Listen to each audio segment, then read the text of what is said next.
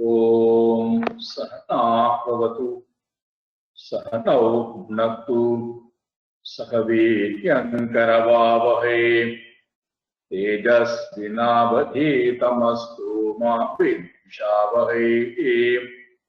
ओम शांति शांति शांति। हरिः ओम श्री गुरुभ्यो नमः। हरिः ओम।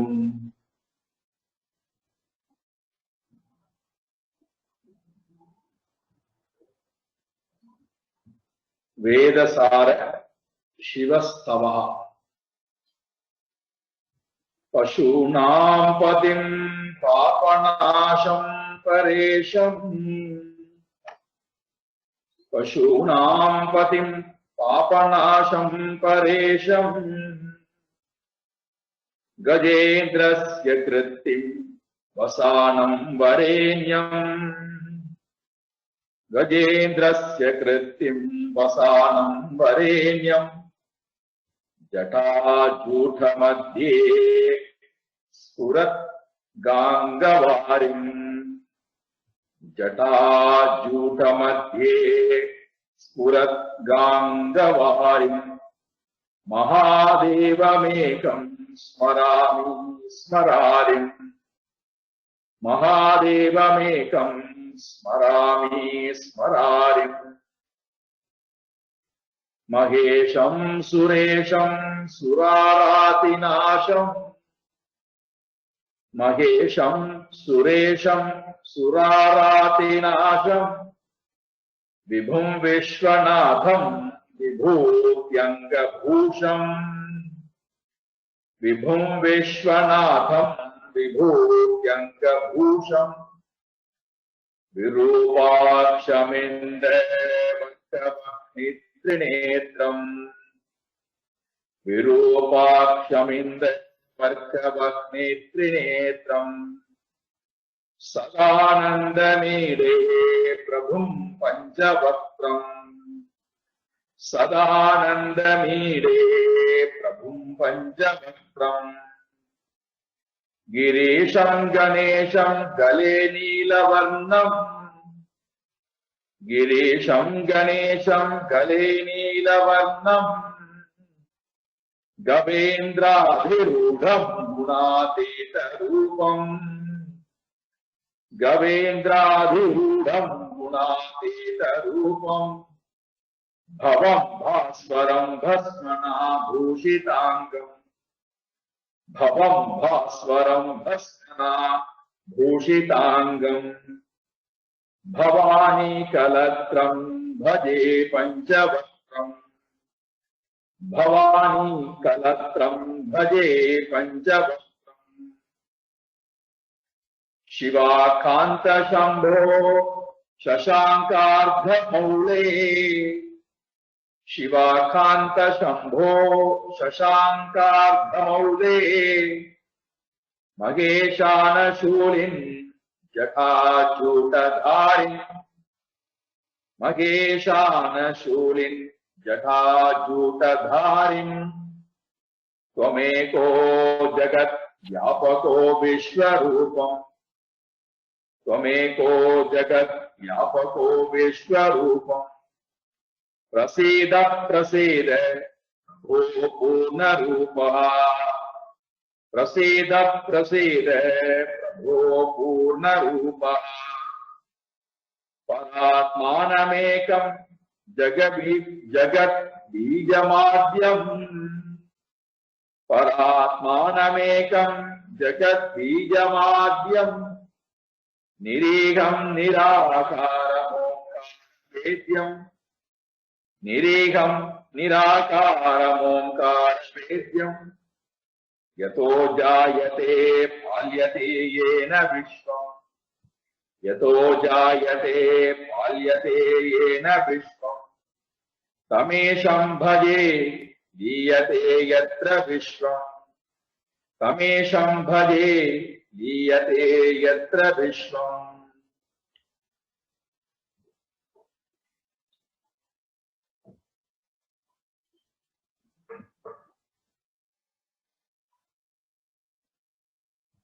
இன்றிலிருந்து நாம் பார்க்க போகின்ற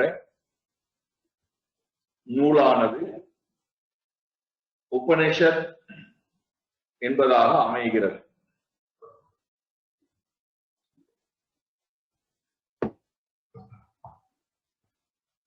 நூற்றுக்கணக்கான உபனிஷதங்கள் இருந்தாலும் அதில் 10 உபனிஷதங்கள் மிகவும் முக்கியமான உபனிஷதமாக சொல்லப்படுகிறது.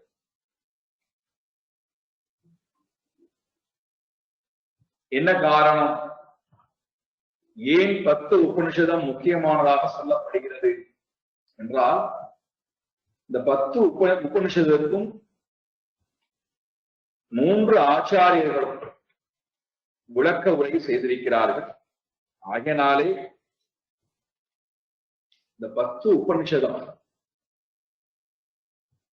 ஈஷ, கேன, கட, முண்டக, மாண்டூக்கிய, ஐத்ரேய, தைத்திரிய,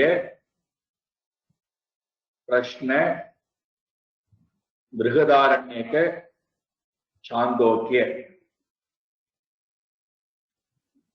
இந்த 10 உபநிடதங்கள் ரொம்ப ரொம்ப முக்கியமான உபனிஷதமாக சொல்லப்படுகிறது.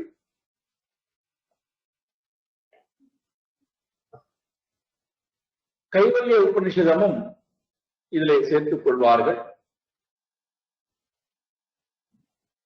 இந்த உபனிஷதமானது எங்கே வருகிறது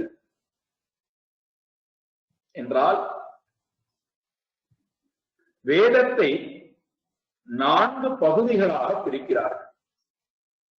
வேதம் 2 கண்டங்கள் கொண்டது, 2 அத்தியாயங்கள் கொண்டது.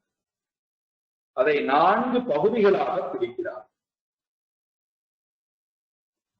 முதல் பகுதி சம்ஹிதா என்கின்ற பகுதியாக அமைகிறது. சம்ஹிதா சம்ஹிதா என்றால் வேதத்தினுடைய மொத்த தொகுப்பு என்று சம்ஹிதா. வேதத்தினுடைய மொத்த தொகுப்பையும் படிக்கக்கூடிய முதல் பகுதி சம்ஹிதா. 7 வயதிலே உபநயனம் செய்து ஒருவன் குருகுல கல்வி கற்க போனானேயானால் 12 வருட காலங்கள் அவனுக்கு இந்த சம்ஹிதா என்கின்ற பகுதியானது போதிக்கப்படும். வேதத்தினுடைய முழு பகுதியையும் சந்தஸின் மூலமாக கற்கின்ற முறை, எந்த முறையிலே கற்க வேண்டுமோ அந்த முறையிலே கற்றல், மனப்பாடம் செய்தல், உச்சரித்தல்,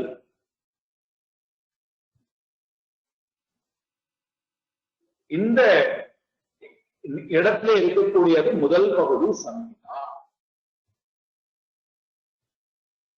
இந்த பகுதியிலிருந்து 12 வருட காலங்கள் ஒருவன் இந்த முறையாக இந்த வேத சப்தங்களை எல்லாம் முறையாக தெரிந்து கொண்டவன் அடுத்த ஆசிரமத்துக்கு வருகின்றான். கிரகஸ்த ஆசிரமத்திற்கு அங்கே அவனுக்கு பிராமண்யக என்று சொல்லக்கூடிய பகுதியானது வருகிறது. பிராமண்யகம், பிரம்மண்ய அல்லது பிராமண்யக பகுதி. பிரம்மத்தை சார்ந்த, வேதத்தை சார்ந்த ஒரு வாழ்க்கை முறை, அதான் பிராமண்யம். வேதத்தை சார்ந்த வாழ்க்கை. வேதம் என்ன சொல்லிக் கொடுத்ததோ அதை 12 வருட காலங்கள் நான் முறையாக குருவிற்கு வந்து கற்றுக்கொண்டேன். அந்த வாழ்க்கை முறையை நான் பிராக்டிக்கலா அனுபவபூர்வமாக வாழ்வதற்குண்டான, வாழ்ந்து பார்ப்பதற்குண்டான இடம் கிரகஸ்த ஆசிரமம். பிரம்மச்சரிய ஆசிரமத்துல படிக்க மட்டும்தான் எனக்கு அதிகாரம் இருக்கு, அத்தியனம். அங்க என்னால நேரம் கிடையாது அதை பிராக்டிஸ் பண்ணுவது. ஆனால் அதை முறையாக வாழ்ந்து பார்ப்பதற்கு உண்டான இடம்தான் கிரகஸ்தம். அங்கதான் நிறைய யஜ்ஞங்கள் வருகிறது, தானம் வருகிறது, தவம் இயற்றுவது வருகிறது. இதெல்லாம் இருக்கக்கூடிய பகுதி பிராமணியக பகுதி. அப்போ வேதத்தை சார்ந்து வேதம் சொல்கின்ற வாழ்க்கையை நான் வாழ்ந்து பார்ப்பதற்காக உண்டான இடம் பிராமணியக பகுதி.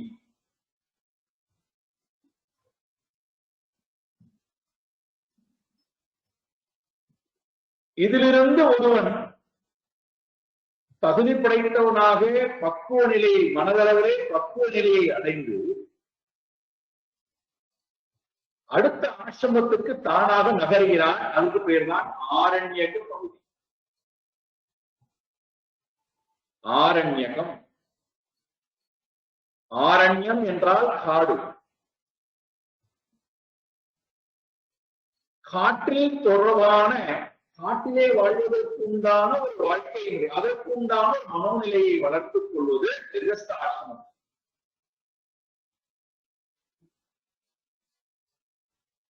ஆரண்யக்கமாக என்னுடைய வாழ்க்கை முறை அதை அமைத்துக் கொண்டு, இன்னைக்கு நாம இது சொன்னா புரியாது. இன்னைக்கு ஆரண்யக்கிறது யாரும் வாழ்வதற்கு தயாராகவும் இல்லை.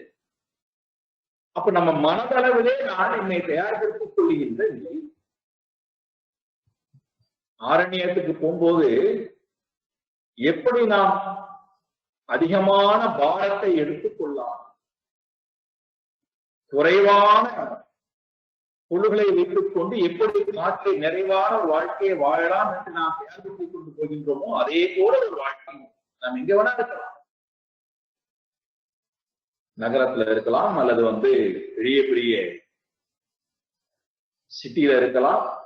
ஆனால் என்னுடைய மனம் அந்த ஆரண்யமாக வாழக்கூடிய பக்குவ நிலையை அடைகிறது எங்கே? கிரகஸ்த ஆசிரமத்திலே, பிராமணியக்க வாழ்க்கை முறை. அங்க நான் என்ன பண்றேன்? வேதத்தை சார்ந்து வேதத்திலே சொல்லப்பட்டிருக்கக்கூடிய ஒவ்வொரு மந்திரங்களையும் அதனுடைய அர்த்தங்களை உணர்ந்து கொண்டு அதில் சொல்லப்பட்டிருக்கக்கூடிய கர்மங்களை, நித்திய கர்மா, நிமித்த கர்மா, இது எல்லாவற்றையும் முறையாக செய்து பார்க்கக்கூடிய இடத்திலே நான் இருந்தேன். அதிலிருந்து என்னை தயார்படுத்திக் கொண்டவன் மூன்றாவது பகுதிக்கு தானாக நகர்கிறான். இதுதான் ஆரண்யகம். இந்த ஆரண்யகத்துல என்ன வருகிறது என்றால் உபாசனா என்பது வருகிறது. உபாசனா முழுமையாக தன்னை கிரகஸ்த ஆசிரமத்திலிருந்து விடுவித்துக் கொண்டவனாய் அந்த ஆசிரமத்தினுடைய வாழ்க்கையிலிருந்து தன்னை முழுமையாக மனதளவிலே விளக்கிக் கொண்டவனாய் மனதளவிலே அவன் முழுமையாக தயாராகிவிட்டான். வேதங்கள் சொல்லுகின்ற அந்த வாழ்க்கை முறையை மீண்டும் வாழ்வதற்கு. இப்ப கிரகஸ்த ஆசிரமத்துல வேதத்தில் சொன்ன வாழ்க்கை வாழ்ந்தான். ஆனால் என்னன்னா மற்றவர்களுக்காக நிறைய நேரத்தை கொடுக்க வேண்டிய கட்டாயத்தை தவறான். அம்மாவுக்காக, அப்பாவுக்காக, மனைவிக்காக, குழந்தைகளுக்காக,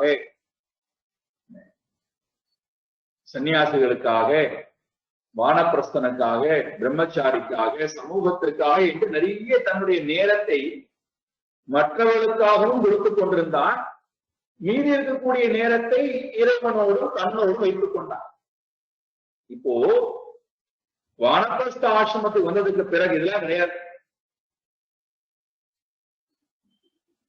அம்மாவுக்கு பண்ணுவது, அப்பாவுக்கு பண்ணுவது, கணவனுக்கு பண்ணுவது, மனைவிக்கு பண்ணுவது, குழந்தைகளுக்கு, அதெல்லாம் ஒண்ணும் இல்லை. இப்போ முழுக்க முழுக்க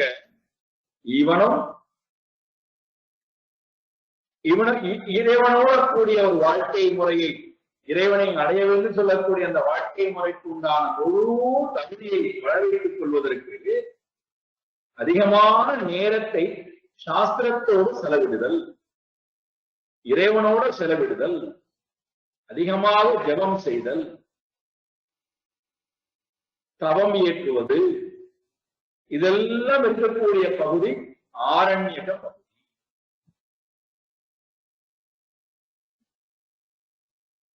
கிடைப்பதை கொண்டு சாப்பிட்டுக் கொண்டு அதிகமான நேரத்தை இறைவனோட செலவு செய்யக்கூடிய பகுதியாக. ஏன்னா மீண்டும் ஓட வேண்டாம் உலகத்தை நோக்கி, எல்லாம் செய்து முடித்து ஆகிவிட்டது, அந்த நிறைவனுக்கு வந்து விட்டது. ஆகினாலே இங்கே வருகிறார். இதெல்லாம் வேதத்துல சொல்லப்படும். சம்ஹிதா, பிராமணியகம், ஆரண்யகம். இந்த ஆரண்யக்கத்திலே என்ன பண்ணுகிறான் என்றால் சந்நியாசத்திற்காக தன்னை தயார்படுத்துகிறார். வானப்பிரஸ்த ஆசிரமத்திலிருந்து சந்நியாசத்துக்கு தன்னை தயார்படுத்துகின்றார். நியாசம் என்றால் துறவு, சந்நியாசம் என்றால் நன்றாக துறந்து போகின்ற தன்மை. துரத்தல் என்றால் மனதளவே நினைக்க வேண்டிய ஒன்று. ஏன்னா அது ரொம்ப முக்கியமா புரிஞ்சுக்கணும். துறவு என்றால் எல்லாவற்றையும் துறந்து விட்டு போவதல்ல. உலகத்தோடு நான் என்னுடைய நன்மைக்காக, என்னுடைய உயர்வுக்காக சில பொருளை சார்ந்துதான் வாழ்ந்தாக, சில மனிதர்களை சார்ந்துதான் வாழ்ந்தாக. ஆனால் என்னுடைய மனம் இறைவனோட மட்டும் இருத்தல், வேற எதையும் சாராமல் இருக்கு.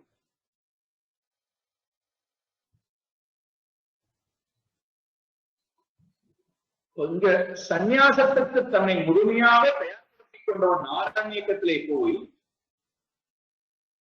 நான் தனிமையில இருக்கும்போதுதான் நம்மை பற்றி சிந்திக்கக்கூடிய ஒரு வாய்ப்பு ஏற்படுகிறது.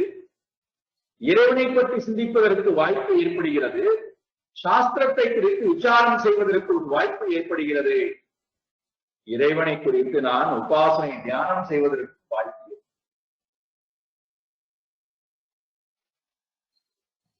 இந்த பக்குவ நிலையானது அவனை சந்நியாசத்துக்கு அழைத்துக் கொண்டு வருகிறது.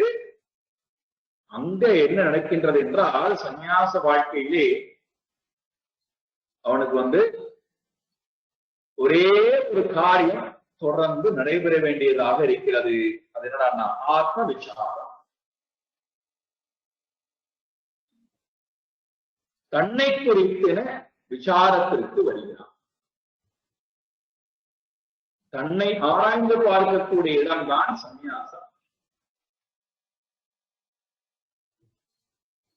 அதைத்தான் இங்கே என்ன சொல்கிறார், ஆரண்யக பகுதி என்பது வேதத்தில் சொல்லப்பட்டிருக்கக்கூடிய யாகங்கள் எதற்காக செய்யப்பட்டது, ஏன் செய்யப்பட்டது, அதனுடைய தாற்பயம் என்ன, எதற்காக தவம் இயற்றுகிறோம், எதற்காக தானம் கொடுப்போம், இதெல்லாம் ஆராய்ந்து பார்த்து கடைசியில் முடிவுக்கு வருகிறான். இது எல்லாம் எங்கே அழைத்துக் கொண்டு போகிறது அப்படின்னு கடைசியில் அவனுக்கு ஆராய்ச்சி கிடைக்கிறது. இது எல்லாம் என்னை அடைவதற்காக, என்னை தெரிந்து கொள்வதற்காக அல்லது இறைவனை தெரிந்து கொள்வதற்காகத்தான் இவை எல்லாமே அழைத்துக் கொண்டு போகின்றது என்பதை உணர்ந்தவன் கடைசியிலே இது எல்லாவற்றையும் விட்டுவிட்டு தன்னை ஆராய்ந்து பார்க்கக்கூடிய பகுதிதான் உபனிஷத் பகுதியாக வருகிறது. சம்ஹிதால ஆரம்பித்து பிராமணியக்கத்துக்கு அதன் மூலமாக ஆரண்யக்கத்துக்கு ஆரண்யக்கத்திலிருந்து உபனிஷதம் கற்பதற்கு வருகிறார். இது படிப்படியாக ஒருவனை நகர்த்தி கொண்டு கடைசியில உபனிஷதத்திலே கொண்டு விடுகிறது. உபனிஷதம் என்பது எங்கே வருகிறது என்றால் வேதத்தினுடைய கடைசி பகுதியாக உபனிஷதம் என்பது. வேதத்தை 2 கண்டமாக பிரித்தோம் என்றால் ஒன்றுக்கு பெயர் கர்ம காண்டம், மற்றொன்றுக்கு பெயர் ஞான காண்டம். 2 காண்டம், 2 பிரிவாக இருக்கிறது. ஒன்று கர்ம காண்டம், மற்றொன்று ஞான காண்டம். இந்த கர்மகாண்ட பகுதி தான் முதல் 3 பகுதி. சம்ஹிதா, பிராமணியகம், ஆரண்யகம். கடைசி பகுதி வேதாந்த பகுதி என்று சொல்லக்கூடியது உபனிஷத்.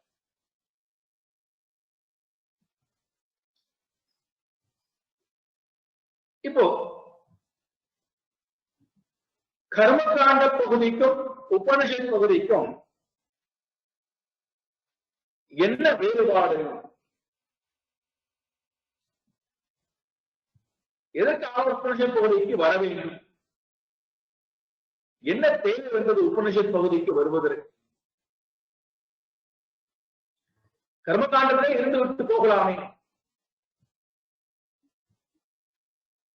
எதற்கு உபனிஷத் படிக்க வேண்டும்? இந்த ஆராய்ச்சியை நாம் செய்கிறோமோ இல்லையோ, நமக்கு இந்த ஆராய்ச்சி தேவைப்படுகிறதோ இல்லையோ, இந்த மாதிரியான ஆராய்ச்சியை எல்லாம் நம்முடைய ரிஷிகள் செய்திருக்கிறார்.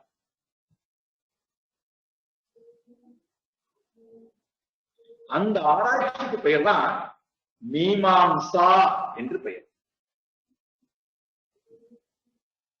என்ன ஆராய்ச்சி? எதற்காக ஞானம் தேவைப்படுகிறது? வேதாந்த பகுதி தேவைப்படுகிறது, உபனிஷத் பகுதி எதற்காக தேவைப்படுகிறது? அவசியம் இல்லையே, கர்மத்தை செய்தாலே போதுமே. ஏன்னா நமக்கு இன்றைக்கு ரொம்ப ஆழமா ஒருத்தர் பேசிக் கொண்டிருந்தே, பெரிய செல்வந்தர், நல்ல மனிதர், நிறைய தானம் எல்லாம் கொடுக்கக்கூடியவர், யாருடைய வம்புகும்புக்கும் போகாத பெரியவர். அப்போ அவரோட நான் பேசிக் கொண்டிருக்கின்ற நேரத்திலே பிக்ஷைக்கு அழைத்திருந்தார்கள், போயிருந்தேன். பேசிக் கொண்டிருந்த போது, எதற்கு சாமிஜி உபனிஷத் கீதையெல்லாம் படிக்கும்? அவசியம் இல்லை, எனக்கெல்லாம் ஒரே கான்செப்ட் தான், ஒரே கொள்கை தான். என்னடா, பி குட் டு குட், ஒருமை, நல்லவனாயே நல்லதை செய். அதுக்கு மேல என்ன வேண்டி இருக்கிறது? உபனிஷத் படிச்சு என்ன பண்ணணும்? கீதையை தெரிந்து கொண்டு என்ன பண்ணணும்?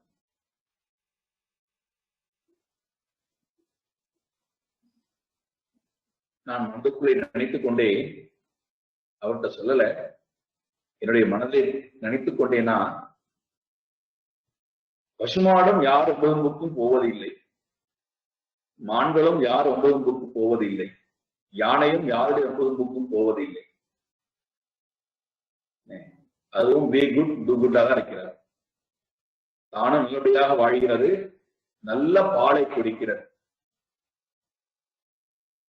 ஆனா அதற்கு நாம் படிக்கக்கூடிய ஈஷாவாசிய உபனிஷத்தினுடைய புஸ்தகத்தை கொண்டு கொடுத்தா அதுக்கு தெரிஞ்ச ஒன்றே ஒன்று, இதுல இவ்வளவு பெரிய அறிவு இருக்கிறது, இந்த அறிவு என்னை பற்றித்தான் பேசுகிறது, ஆயினாலே இந்த அறிவை நான் கற்க வேண்டும் என்று கேட்குமான்னு அந்த புஸ்தகத்தை வாங்கி சாப்பிடதான் தெரியாது. ஏன்னா அதுக்கு இந்த சாப்பாடு பேப்பர்.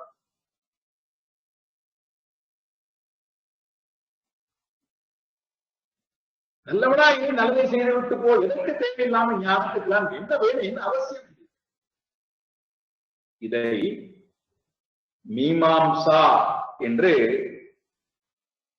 2 பேர் ஆராய்ச்சி பண்ணியிருக்கிறார்.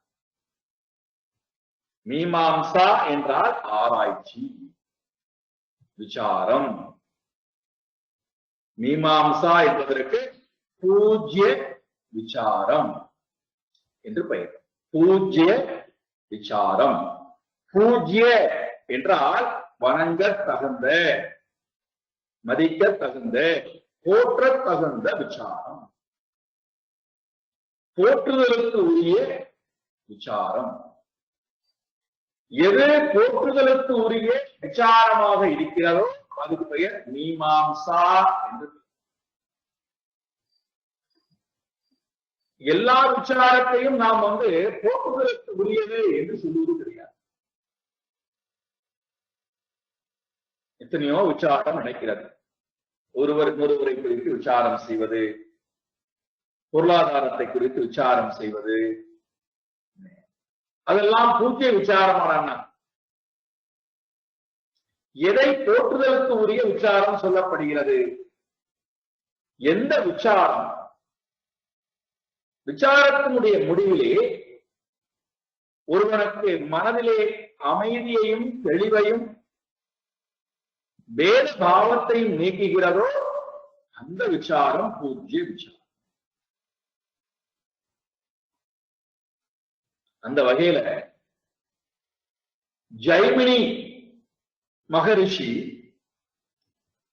அவர் என்ன பண்ணியிருக்கிறார்? கர்மகாண்டத்தினுடைய வேதத்தினுடைய முதல் பகுதி கர்மகாண்டத்தை எடுத்துக்கொண்டு கர்ம மீமாம்சா கர்மத்தை எடுத்துக்கொண்டு அவர் விசாரம் பண்றார்.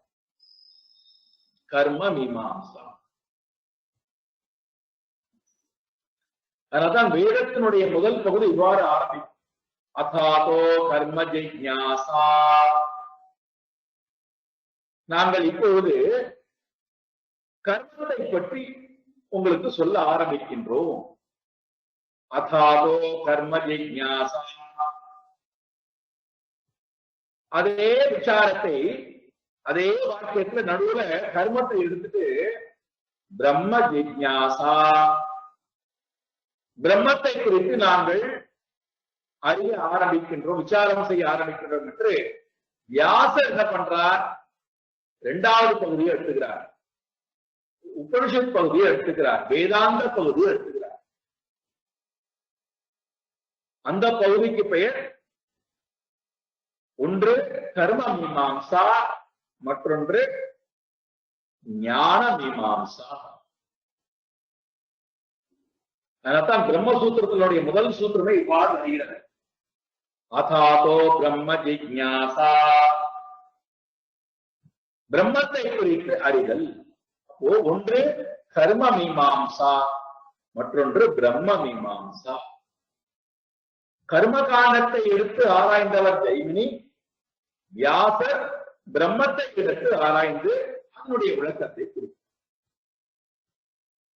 ஜெய்மினியால் நமக்கு கொடுக்கப்பட்டிருக்கக்கூடிய மீமாம்சா கர்ம மீமாம்சா, அதுக்கு பெயர் உத்தர மீமாம்சா என்று பெயர். வியாசரால் நமக்கு கொடுக்கப்பட்டிருக்கூடிய பிரம்ம மீமாம்சா பூர்வ மீமாம்சா ஜெய்மினியால் கொடுக்கப்பட்டது. உத்தர மீமாம்சா வியாசரால் கொடுக்கப்பட்டது. பூர்வ பகுதி என்றால் முதல் பகுதி, உத்தரம் என்றால் அதற்கு அடுத்ததாக வருகின்றது. உத்தர மீமாம்சா என்பது வியாசரால் நாம் கொடுக்கப்பட்டிருக்கக்கூடிய பிரம்ம மீமாம்சா, ஜெய்மினியால் நமக்கு கொடுக்கப்பட்டிருக்கக்கூடிய மீமாம்சா கர்ம மீமாம்சா, அது பூர்வ மீமாம்சா.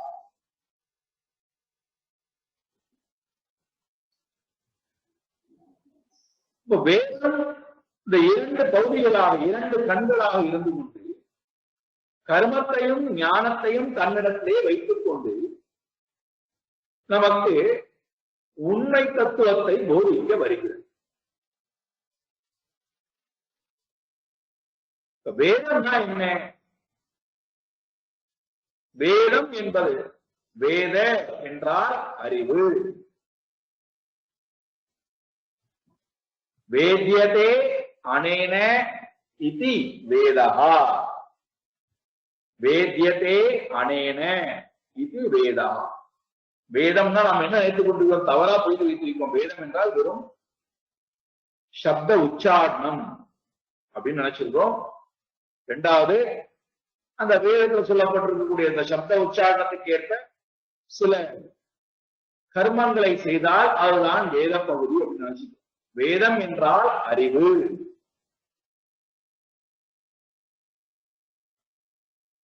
வேத்யதே அனேன, அறிய தகுந்த ஒன்றை எந்த அறிவை கொண்டு நாம் ஆராய்ந்து அறிந்து கொள்கின்றோமோ அந்த அறிவுக்கு பெயர் வேதம். அப்ப வேதத்தால், வேதத்தினுடைய துணை கொண்டு அறிய தகுந்த ஒன்று இருக்கு. வேதத்தினுடைய துணை கொண்டு இரண்டு விஷயத்தை அறிவிக்கிறோம். ஒன்று கர்ம காண்டத்தை அறிந்து கொள்கிறோம், அதத்தான் ரிலீஜியஸ் ஆக்டிவிட்டிஸ் சொல்றோம்.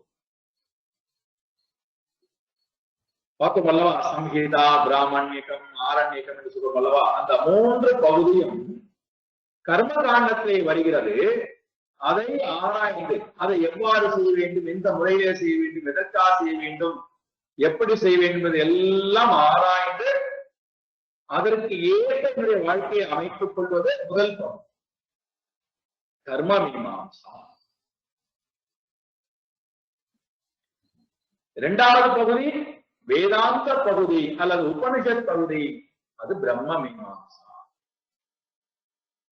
இப்போ இந்த அறிய தகுந்த ஒன்று இருக்கு. இந்த இரண்டு, ஒன்று கர்ம மார்க்கம், மற்றொன்று ஞான மார்க்கம். இந்த இரண்டு மார்க்கத்தின் மூலமாக அறிய தகுந்த ஒன்று என்னது? வேதத்தை முழுமையாக, அறிவை முழுமையாக புரிந்து எடுத்தால் என்ன கிடைக்குமா? அறிவை முழுமையாக பிழிந்து எடுத்தால் அதுல நமக்கு கிடைக்கக்கூடிய ஒரே ஒரு பொருள் சாரம், வேத சாரம் பிரம்மன். வேதத்தினுடைய சாரமாக பிரம்மன் இருக்கிறார். அந்த பிரம்ம தத்துவத்தை அறிந்து கொள்வதற்கு எனக்கு எந்த ஒரு அறிவு துணையாக இருக்கிறதோ அந்த ஒரு அறிவுக்கு பெயர் வேத, வேதா என்று.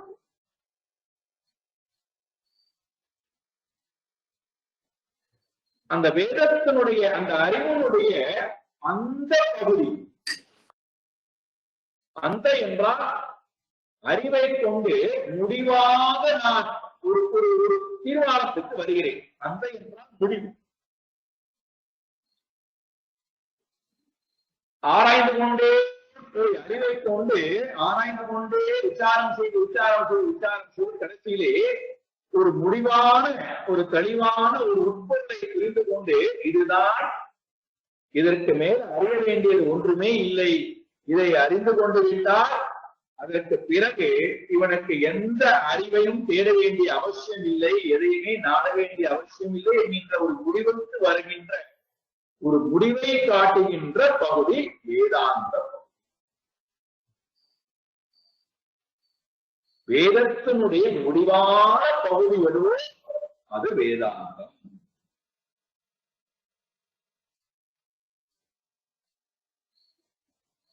இதத்தான் திருவள்ளுவர் ரொம்ப அழகா கேட்கிறாங்க. கற்றதனால் ஆய பயன் என்று வாளறிவன் நற்றார் தொழார் எனின். இதுதான் அவனுடைய கேள்வி.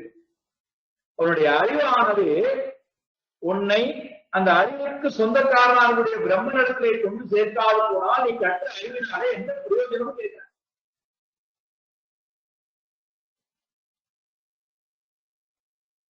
அந்த அறிவை நாடுவதுதான் உபனிஷத் பகுதி. அந்த அறிவை நமக்கு கொடுப்பதற்காக இந்த வியாசர் என்ன பண்ணிட்டார்? பிரம்ம மீமாம்சா வேதாந்தத்தை எடுத்துக்கொண்டு ஒரு நெடுது ஆராய்ச்சியை, பிரம்மசூத்திரத்தின் மூலமாக நெடுது ஆராய்ச்சியை செய்து இதுதான் அறிந்து கொள்ளப்பட வேண்டிய முடிவான பகுதி, இதுதான் அறிவு, இதை அறிவதன் மூலமாக ஒருவனுக்கு மேல் அறிய வேண்டியது ஒன்றுமே இல்லை என்கின்ற ஒரு முடிவான பகுதியை கொடுத்ததுதான் வேதாந்தம். சரி, அப்படி வேதாந்த பகுதியிலே இவர் எடுத்துக்கொண்டு ஆராய்ந்து பார்த்து என்னத்தான் நம்ம கொடுத்தார் கடைசியிலே? எதைத்தான் எடுத்துக்கொண்டு ஆராய்ந்தார் வேதாந்த பகுதியில என்றால் 3 விஷயங்களை எடுத்துக்கொண்டு ஆராய்ந்து பார்த்து அதன் மூலமாக நமக்கு அவர் கொடுத்திருக்கக்கூடிய இந்த 3 விஷயங்கள் நமக்கு கிடைக்கும். அதுல முதல் விஷயம் ஈஸ்வர தத்துவ, ஈஸ்வர தத்துவ ஸ்வரூப நிர்ணயம். இவர் ஏன் உபனிஷத்தை எடுத்துக்கொண்டு வேதாந்த பகுதியை எடுத்துக்கொண்டு ஆராய்ந்து பார்த்தார் என்றால் அதுல முழுக்க முழுக்க ஈஸ்வர தத்துவத்தினுடைய சொரூபமானது நிர்ணயம் செய்யப்பட்டு காட்டப்படும்.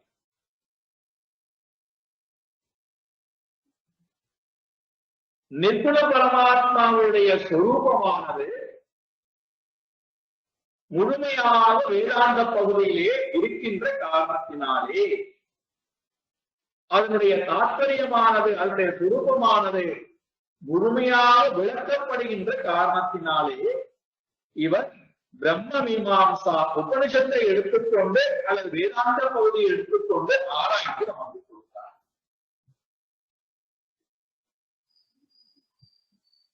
அது என்ன? ஈஸ்வரனுடைய அந்த பரமாத்மா, நிர்குண பரமாத்மாவுடைய சொரூப நிர்ணயம் என்ன சொல்லுகின்றது உபனிஷதம்? அந்த நிர்குண பரமாத்மாவுடைய சுரூபத்தை பற்றி சொல்லும் போது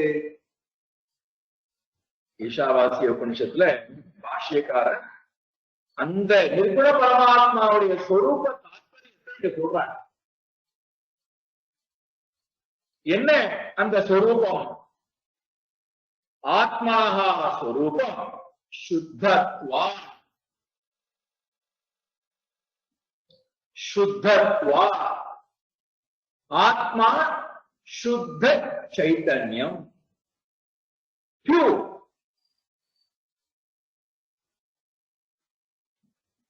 என்னுடைய சொரூபம் அல்லது ஆத்மாவுடைய சொரூபம் சுத்தம், சுத்தத்வா.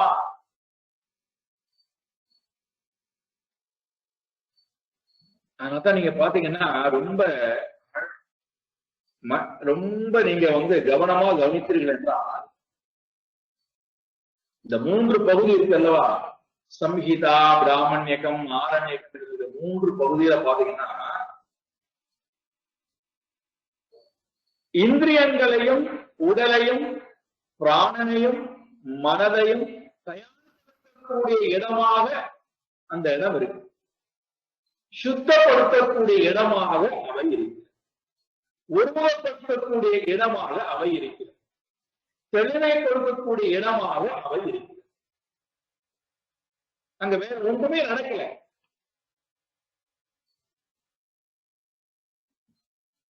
ஒரு விதையை நாம் ஒரு நெல்லை நாம் விதைக்கிறோம் வச்சுக்கோம். நெற்கதிரை நாம் விதைக்கிறோம் என்றால் அதற்கு முன்னாடி அந்த நிலத்தை எவ்வளவு நாம் பக்குவப்படுத்துகின்றோம்,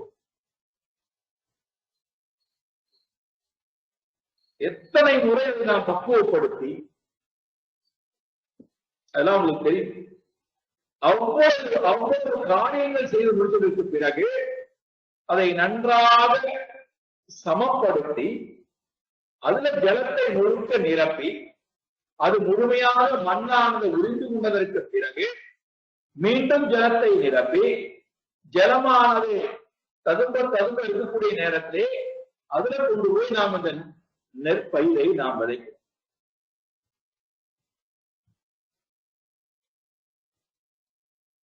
முன்பாக நாம் செய்த காரியங்கள் தான் அதிகம், எடுத்துக்கொண்ட நேரம் அதிகம்.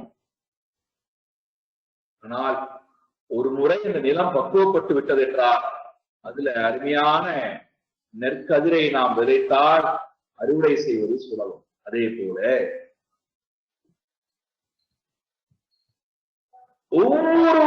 ஒவ்வொரு ஜீவனுக்கு உள்ளும் வியாபித்திருக்கின்ற நிறைந்திருக்கின்ற அந்த தத்துவம் சுத்த தத்துவம். ஆனால் அந்த சுத்த சைத்தன்யமாக இருக்கின்ற என்னுடைய சுரூபத்தை பார்க்க விடாமல், அனுபவிக்க விடாமல், தெரிந்து கொள்ள விடாமல், அதோடு நான் ஒன்ற விடாமல் தடுப்பது அசுத்த மனம், பாப மனம், புண்ணிய மனம். அசுத்த உடல், புண்ணிய உடல், பாப உடல், அசுத்த பிராணன், இந்திரியங்கள், இதையெல்லாம் நான் முழுமையாக சுத்தப்படுத்தி தயார்படுத்தி ஒருமுகப்படுத்தி பக்குவ நிலைக்கு கொண்டு வந்ததற்கு பிறகு அந்த உண்மையை நான் என்ன செய்கிறேன்? வெகு சுலபமாக குருவிடத்திலே அந்த ஞானத்தை வாங்குகின்ற நேரத்திலே என்னால் எனக்கு உள்ளே அதை பார்க்க முடிகிறது, உணர முடிகிறது. அதுதான் உபனிஷத் பகுதி. அப்ப புதிதாக எதுவுமே நடக்கல. நமக்குள்ளே இருக்கின்ற அந்த சைத்தன்யத்தை நமக்கு அறிய தூண்டுவதற்கு உண்டான பகுதியாக இந்த உபநிஷம் இருக்கின்றது என்றால் அதை எடுத்துக்கொண்டு ஆராய்ந்து சொல்றார். ஆத்மாவுடைய சொரூபம் யாதாத்மியம் ஆத்மனா சுத்தத்வா, சுத்த சைத்தன்யம் ஆத்மா. இப்ப இந்த கர்மகாண்டங்கள் அனைத்தும் என்ன செய்தது என்றால் என்னுடைய மனதையும் இந்திரியத்தையும் உடலையும் சுத்தப்படுத்தி கொடுத்ததே தவிர புதிதாக எதையும் அது கொடுக்கவில்லை, கொடுக்க முடியாது. சித்தத்திய சுத்தையே கர்ம நது வஸ்து உபலப்தையே.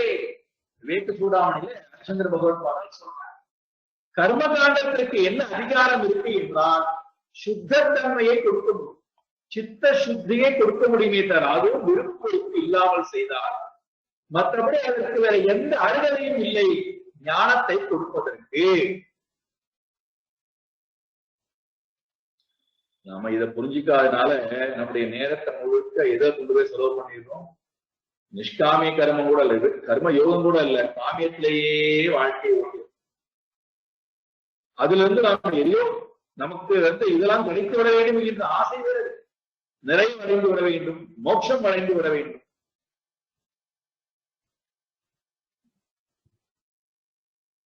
சுத்தத்வா, ஆத்மாவுடைய சொரூபம் சுத்தம். அடுத்தது அபாப வித்தத்வா, அபாப வித்தத், அபாப வித்தத்வா. எது ஒன்று பியூரோ அது மூன்றும் இல்லை. அவித்யா என்பது இல்லை, காமம் என்பது இல்லை, கர்மம் என்பது இல்லை. ஆகையினாலே அதனிடத்துல புண்ணியமோ பாபமோ இல்லை. ஆகையினாலே அபாப வித்தம், புண்ணியமும் இல்லை பாபமும் இல்லை. அப்பேற்பட்ட சுத்த சைத்தன்யமாக ஆத்மா இருக்கிறது. அபாப வித்தத்வா.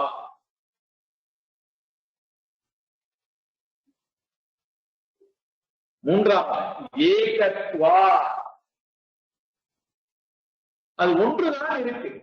அதனால்தான் பிரம்ம மீமாம்சா பிரம்மத்தை எடுத்துக்கொண்டு ஏன் விசாரம் செய்தார் என்றால் பிரம்மத்தினுடைய தத்துவம் இவ்வாறு வேதாந்த பகுதியிலே முழுமையாக விவரித்து சொல்லப்படுகிறது. சுத்தத்வா, அபாப வித்தத்வா, ஏகத்வா. ஏகம் அது ஒன்றுதான் இருக்கிறது.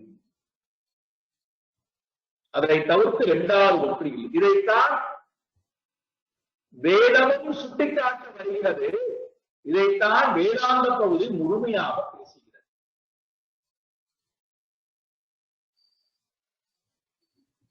அதனால்தான் மாணிக்கவாஜூர் பெருந்தகையும் அதே தான் சொல்றார் சிவபுராணத்துல. ஏகன் அநேகன் இறைவன் அடி வாழ்.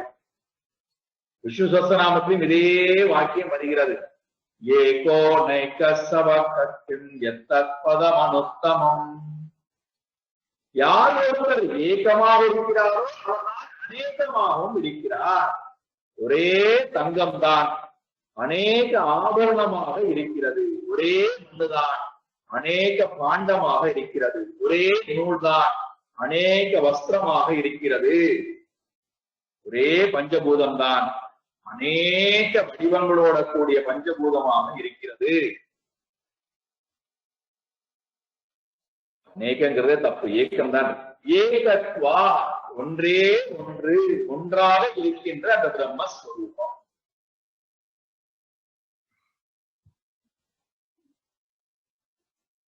மீண்டும் சம்ஹிதா போவோம். சம்ஹிதா, பிராமணியகம், ஆரண்யகம், இந்த மூன்றுலையும் நம்ம என்ன செய்ய சொல்லியது சாஸ்திரம்? பண்ணையிலிருந்து ஒருமைக்கு நம்மை பாருங்க. முதல்ல பண்ணையிலே இருக்கக்கூடிய மனதை, இந்திரியங்களை பிரவೃத்தியிலே நிவர்த்திக்கு திருப்புகிறது.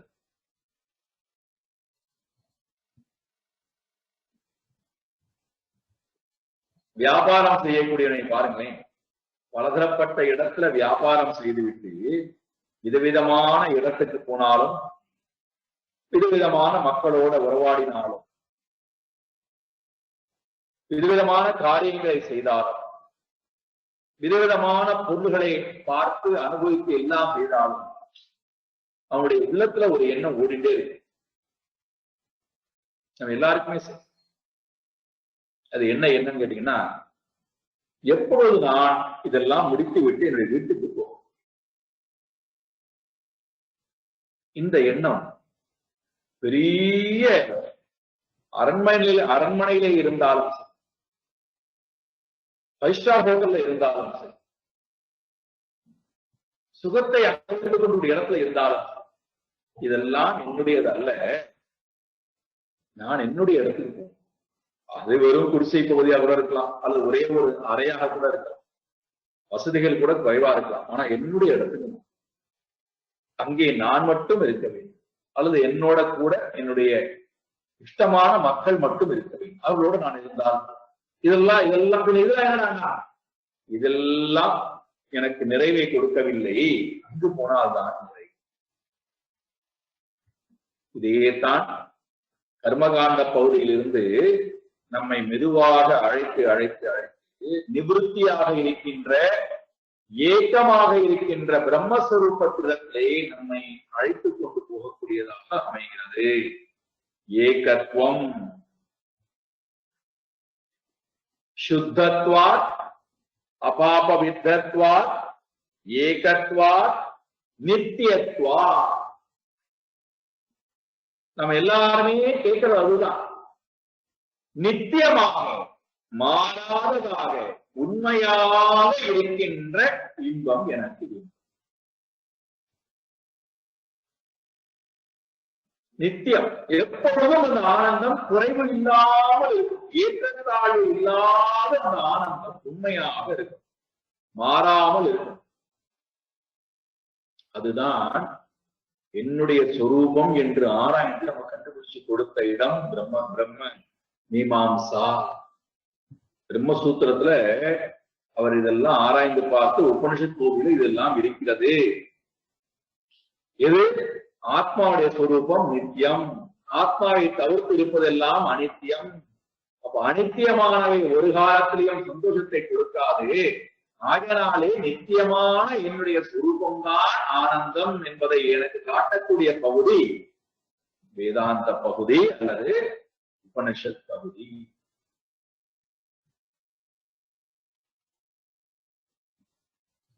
சுத்தத்வாத், அபாபவித்தத்வாத், ஏகத்வாத், நித்தியத்வாத், கடைசியில் அஞ்சாவது அசரீரத்வாத்.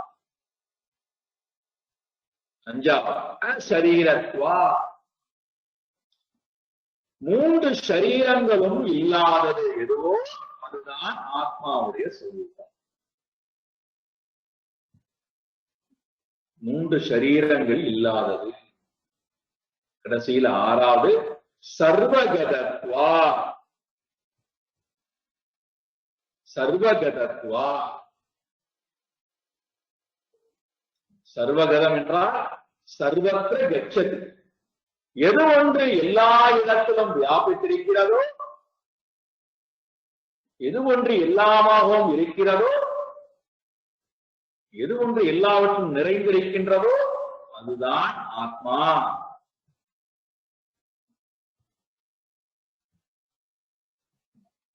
இந்த சொரூபத்தை வேதாந்த பகுதியானது பேசுகின்ற காரணத்தினாலே நான் இந்த பகுதியை எடுத்துக்கொண்டு ஆராய்ச்சி செய்கின்றேன் அப்படின்னு அவர் சொல்றார். பிரம்ம மீமாம்சாபி பிரம்மசூத்திரத்துல இந்த விஷயமானது, இந்த வாதமானது வருகிறது. அப்போ எதற்காக எடுத்துக்கொண்டு ஆராய்கிறார் என்றால், இதுல ஈஸ்வர சுரூபத்தினுடைய நிர்குண பரமாத்மாவுடைய சுரூபமானது நிர்ணயம் செய்யப்படுகிறது. தாத்பரியமான நிர்ணயம் செய்யப்படுகின்ற காரணத்தினாலே, முழுமையாக விளக்கப்படுகின்ற காரணத்தினாலே அதை நான் எடுத்துக்கொண்டு விசாரம் செய்து அதை ஜீவராசிகளுக்கு புரிய வைக்கும் என்பதற்காக நான் இதை குறிக்கின்றேன். இது முதல் விஷயம். பிரம்ம மீமாம்சால ஞான விசாரத்தினால நமக்கு முதல் விசாரம் ஈஸ்வர ஸ்வரூப நிர்ணய விசாரம். இரண்டாவது, இந்த ஞானத்தினால என்ன பிரயோஜனம், அதுவும் இங்கே சொல்லப்படும். பிரம்ம மீமாம்சா பிரம்ம விசாரத்தினால என்ன பிரயோஜனம், அது தெரிய வேண்டும் அல்லவா? பிரயோஜனம் பிரயோஜனம் அல்லது பலம் மோட்சம், வீடு பேரு. இந்த அறிவு எப்பொழுது ஒருவனுக்கு அனுபவமாக மாறுகிறதோ அந்த க்ஷணம் அவன் விடுதலை அடைகின்றான், வீடு பேற்றை அடைகின்றான். உபனிஷதம் சொல்லுகிறது, எது ஒன்றை அறிந்து கொண்டதற்கு பிறகு ஞாத்வா மத்தோ பவதி, ஸ்தப்தோ பவதி, திருப்தோ பவதி, ஆத்மாராமோ பவதி அப்படின்னு நாரத மகரிஷியும் நாரத பக்தி சூத்திரத்துல சொல்லுகிறார். எதை அறிந்து கொண்டதற்கு பிறகு ஞாத்வா மத்தோ பவதி, எப்படி ஒரு பைத்தியக்காரன் இந்த உலகத்தை இருப்பானோ அதே போல இவன் மத்த புருஷனாக உன்மத்த புருஷனாக ஆகிவிடுகின்றான். ஸ்தப்தோ பவதி, ஒரு ஸ்தம்பத்தை போல ஆடாது அசையாது இருக்கின்றான். திருப்தோ பவதி, தன்னிடத்திலே திருப்த புருஷனாக இருக்கின்றான். ஆத்மாராமோ பவதி, தன்னிடத்திலேயே ரமித்துக் கொண்டிருக்கக்கூடியவனாக இருக்கின்றான். மோட்சம்னா என்னடான்னா, தன்னில் தான் ஆனந்தமாக இருக்க, தன்னை தவிர்த்து வேற எந்த ஒன்றையும் அவன் சார்ந்து இல்லாமல் வாழ்தல். இந்த மோட்சத்தை பிரயோஜனமாக வேதாந்த பகுதியானது சொல்லுகின்ற காரணத்தினாலே இந்த பகுதியானது இங்கே முழுமையாக விசாரத்துக்கு எடுத்துக் கொள்ளப்படுகிறது. சரி, மூன்றாவது என்ன அந்த அந்த வேதாந்த பகுதியில் இருக்கிறது? யாருக்காக இந்த பிரம்ம மீமாம்சா வருகிறது என்றால், யார் இந்த இலக்கை அடைய வேண்டும் என்று ஆசைப்படுகிறார்களோ அவர்களுக்காக இந்த பிரம்ம மீமாம்சா. அப்படி யாராவது இருக்கிறார்களா? மோட்சத்தை அடைய வேண்டும் என்கின்ற ஆசை யாருக்காவது இருக்கிறதா? பிரம்ம தத்துவத்தை அறிந்து கொள்ள வேண்டும் என்ற ஆசை யாருக்காவது இருக்கிறதா என்றால் அவர்களைத்தான் முமுக்ஷுக்கள் என்று சொல்லுகிறது சாஸ்திரம். முமுக்ஷு, மோட்சத்தை விரும்புகின்றவர்கள். அப்ப இவர்களுக்கு எதெல்லாம் வேண்டாண்டானா, பிரம்மலோகத்துக்கு வரைக்கும் போதல் அது வேண்டாம். நிறைய புண்ணியங்களை எல்லாம் சேர்த்து சொர்க்கலோகத்துக்கு போவது வேண்டாம். பெருவிதமான லோகத்திற்கு சென்று அங்கே இருக்கக்கூடிய இன்பங்களை நுகரலாமா என்றால் வேண்டாம். சரி, இந்த உலகத்துல ஏதாவது அனுபவிக்க ஆசை இருக்கிறதா? எதுவும் இல்லை. இந்த உலகத்திலும் சரி, அடைய போகின்ற அமூர்த்த லோகத்திலும் சரி, அவர்களுக்கு பூர்ண வைராக்கியம் வந்துவிட்டது, மன நிறைவு வந்துவிட்டது, அமைதி வந்துவிட்டது, போதும் என்கின்ற எண்ணம் வந்துவிட்டது. அப்ப இவர்களுக்கு என்னதான் வேண்டும்தானா? வீடு பேற்றை அடைய வேண்டும். மோட்சுவாக வந்து மோட்சம் அடைவதுதான் என் வாழ்க்கையில் இல்லை.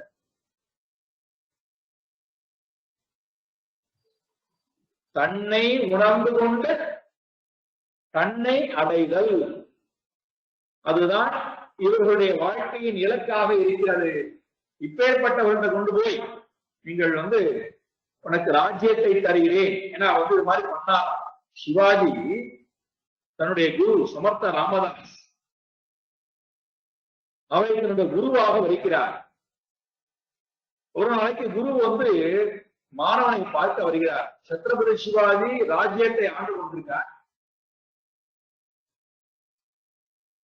மாணவனை பார்க்க வருகிறார். ராஜ்யத்தையும் எப்படி நடத்தி கொண்டிருக்கிறார் என்று பார்க்கலாம் என்று வருகிறார். வந்தவரை வெகுவாக பாராட்டு மரியாதை எல்லாம் செய்தவன் சத்ரபதி சிவாஜி. பாத சேவனம் எல்லாம் நடக்கிறது, மரியாதை எல்லாம் முடிகிறது. தன்னுடைய விபூதியையே பேசிட்டு இருக்கார் சத்ரபதி சிவாஜி. நான் அதை செய்கிறேன், இதை செய்கிறேன், தினந்தோறும் ஏழை மக்களுக்கு எல்லாம் சாப்பாடு கொடுக்கிறேன். என்ன தான் உலகத்திலே இருக்கக்கூடிய எல்லோரும் பசி இல்லாமல் பசியாக இருக்கிறார்கள். யாருக்கும் உணவு இல்லை என்பதை இல்லாமல் எல்லோருக்கும் உணவு விடப்படுகிறது. பேசிட்டே இருக்கார். சமர்த்த ராமதாசுக்கு வந்து இவன் இவ்வளவு முட்டாளா இருக்கிறானே, அகங்காரம் இவனுக்கு வந்து விட்டதே, தற்பெருமை வேற அடித்துக் கொள்கின்றானே, இவனுடைய கர்வத்தை நொறுக்க வேண்டும், இவனுடைய அறியாமையை இவனுக்கு புரிய வைக்க என்பதற்காக சரி வா போலாமா, நிறைய நிறைய காரியங்களை நடத்தி கொண்டிருக்கேன்னு சொல்கிறாயே, எங்கெங்கே என்ன காரியம் நடக்கிறது என்று காட்டு என்று அழைத்து கொண்டு போயிருக்கிறார். இவரும் அழைத்து கொண்டு போய் ஒரு பெரிய மலைகள் எல்லாம் வெடி வைத்து தகர்த்து எடுத்துக்கொண்டு வரப்பட்டு அந்த பாறைகளை எல்லாம் கற்களாக மாற்றி நிறைய கல் மண்டபங்கள் எல்லாம் கட்டுவதற்குண்டான வேலை நடந்து கொண்டிருக்கிறது. அந்த இடத்துக்கு அழைத்து கொண்டு போகிறார். பெரிய பெரிய மலைகள் எல்லாம் வெடி வைத்து தகர்க்கப்படும் போது இரண்டு பிளவாக வெளியே வந்து அதுக்குள்ளிருந்து கற்பாறைகளுக்குள்ளிருந்து தேரை வெளியே வருகின்றன. சத்ரபதி சிவாஜியை அழைத்து சமத் ராமதாஸ் கேட்கிறார், இந்த பாறைக்குள்ளே இருந்த தேரைக்கு மீதான் தினந்தோறும் படி அளிக்கிறார்கள், ஒன்னால்தான் இந்த தேரையானது சாப்பாடு சாப்பிட்டுக் கொண்டிருக்கிறதோ, பசி ஆறிக்கொண்டிருக்கிறதோன்னு கேட்கிறார். உடனடியாக சத்ரபதி சிவாஜிக்கு புரிந்து விடுகிறது தன்னுடைய தவறு. இனிமேல் நான் ராஜ்யத்தை ஆழ்வதற்கு அருகதை ஏற்றவன், ஆயினாலே ராஜ்யத்தை அனைத்தையும் உங்களுடைய பாதத்திலே நான் போட்டு விடுகிறேன், நீங்களே ஆளுங்கள், எனக்கு ராஜ்யம் தேவையில்லை, நான் உங்களுடைய மாணவனாக முன்னாடி வருகிறேன். மறுபடியும் கோமாளித்தனம் செய்கிறாயப்பா, முட்டாள்தனமா பேசுகிறாயே, எப்படி உனக்கு இவ்வாறு பேச முடிகிறது? நானோ அனைத்தையும் தொடர்ந்த சன்னியாசி, நீயோ ராஜ்யத்தை ஆளக்கூடிய ராஜா, அனைத்தையும் தொடர்ந்து கொண்டு போய் ராஜ்யத்தை குறிக்கிறேன் சொல்கிறாயே, உன்னை போல முட்டாள் இருக்க முடியுமா?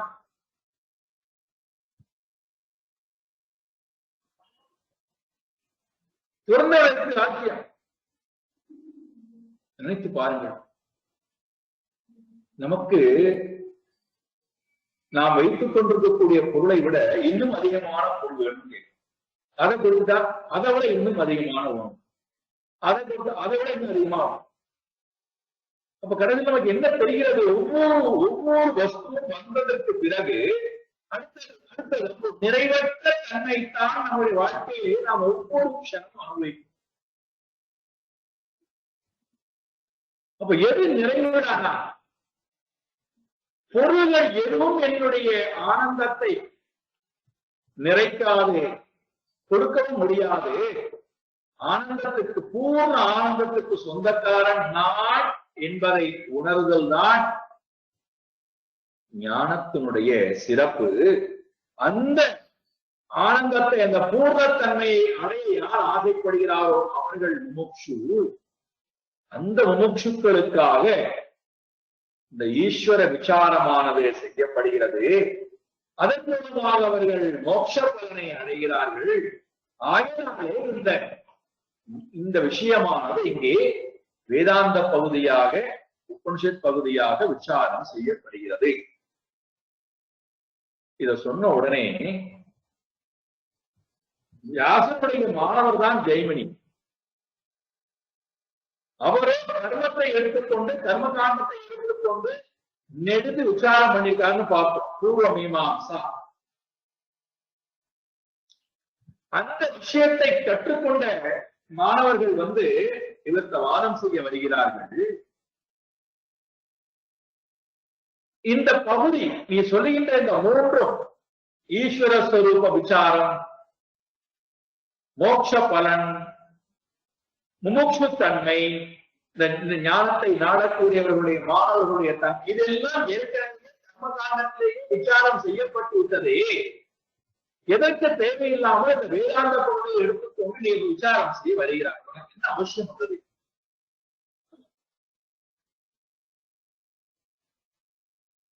நாங்கள் ஏற்கனவே விசாரம் செய்து விட்டோமே கர்மகாண்டத்தில். அப்படி இருக்கும்போது எதற்கு நீ திரும்ப ஒரு விசாரத்தை ஆரம்பித்து இந்த மூன்றும் ரொம்ப முக்கியமானது என்று எதற்காக சொல்ல வேண்டும்? எப்படி இந்த மூன்று விஷயங்களானது கர்மகாண்டத்திலே பேசப்பட்டிருக்கிறது, அது எப்படி ஞான காண்டத்துக்கு பொருந்தாது, அது எப்படி அதை புரிந்து கொள்ள வேண்டும்? சாயங்காலம் பாருங்கள், சொல்றேன்னு சொல்றார். சாயங்காலம் பாருங்கள். ஓம் பூர்ணமத பூர்ணமிதம் பூர்ணாத் பூர்ணமுதச்யதே பூர்ணஸ்ய பூர்ணமாதாய பூர்ணமேவாவசிஷ்யதே. ஓம் சாந்தி சாந்தி சாந்தி. ஹரிஹி ஓம் ஸ்ரீ குருப்யோ நமஹ. ஹரிஹி ஓம்.